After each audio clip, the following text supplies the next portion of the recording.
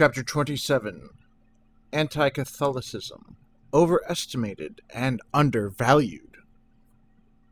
Modern society is not as godless as some people pretend, so we need not cower before it, as liberal Catholics would have us do. And even if it were violently anti-Catholic, what does that matter so long as the truth survives? Let each of us do his part, however little, to testify to the truth, and so it will continue to make its own way in the future. It would prolong these remarks needlessly if I were to pause here and consider the vague monster known as modern society, to find out if it really demands all that people say it does, and of its material strength, something quite different in the case from intellectual strength, is as considerable and as overwhelming as they would have us believe. Good reasons, factual reasons, are not lacking to question the depth of this torrent, for all its noise and violence. We can hear it all right, and we well know that it threatens to sweep away the Church and anyone defending the Church's integrity. Nevertheless, speaking for myself, I am ready to believe that modern society, in France and elsewhere, still contains a good deal of Catholic sap, pure and undiluted, and that Europe is by no means ready to abandon Christianity, except for a certain upper layer of society, perhaps consisting of more froth than substance.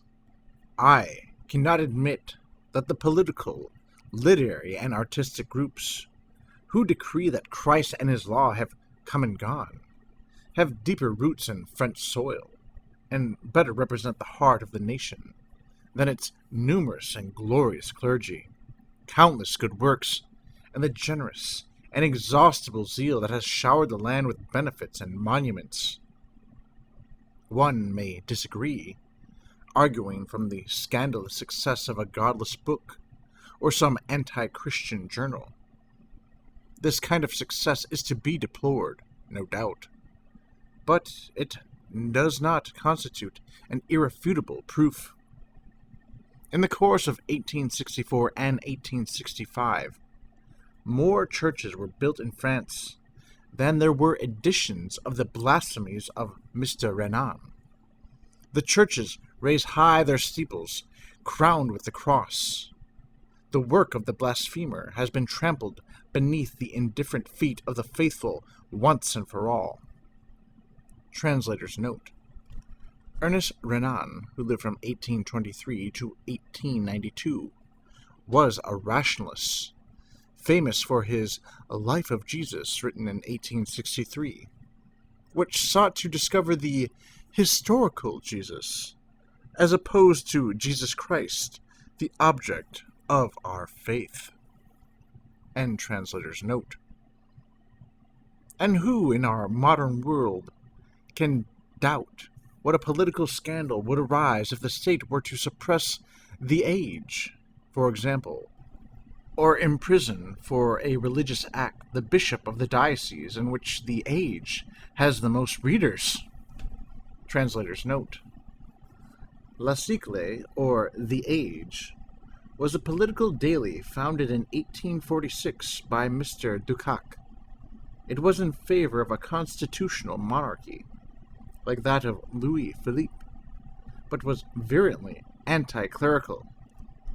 With the Revolution of 1848, it shifted its favor to the Republic, then opposed itself to the Second Empire. It became more moderate in 1874, when Jules Simon took over its political direction. But it lost popularity and finally disappeared in 1917. The Solidaires were advocates of the political doctrines of solidarisme, or solidarity, founded by the French socialist Pierre Leroux, who lived from 1797 to 1871. Their official goal and rallying cry was to replace Christian charity with human solidarity. the group became much more radical under the leadership of Léon Bourgeois, who lived from 1851 to 1925. End translator's note.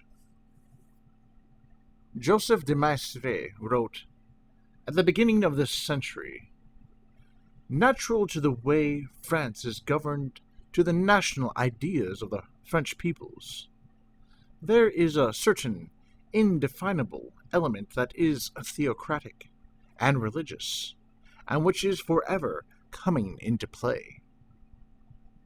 But I will not belabor this point, which has no bearing on the duty of Catholics. Let us take the worst possible scenario. Let us grant that the irreligious torrent possesses all the force it boasts of, and that this force can sweep us away. So be it. The torrent of the age will sweep us away. That means little, provided it does not sweep away the truth. We will be swept away, and we will leave the truth behind us, as they did who were swept away before us. Today, however, in spite of the torrent, we still cling to the truth, ever new, and we embrace it. We have stepped into that heritage of truth that supposedly has no future, and have come to know how fresh and fruitful it is. Let our efforts do no more than sow the salt that renders fertile, and harvest the grain of sand that sets a limit to the sea. Just as our fathers preserved this refuge for ourselves, we will preserve it for generations yet unborn.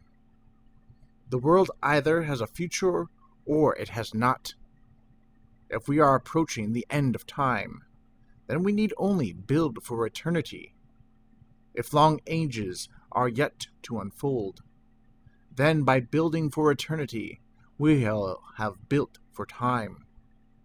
In the face of the sword or in the face of mockery, let us but be firm witnesses to God's truth, and our testimony will remain. There is a garden that grows irresistibly beneath the hand of the Heavenly Father. Wherever the seed is sown, the tree takes root. Wherever the martyr leaves his bones, there grows up a church. Thus are formed the obstacles that divide up and halt torrents. In these times of sterility, after 15 centuries, we are still living off the grain harvested in the catacombs.